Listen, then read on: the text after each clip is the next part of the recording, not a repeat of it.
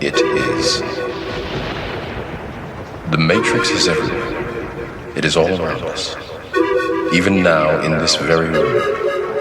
You can see it when you look out your window or when you turn on your television. You can feel it when you go to work, when you go to church, when you pay your taxes.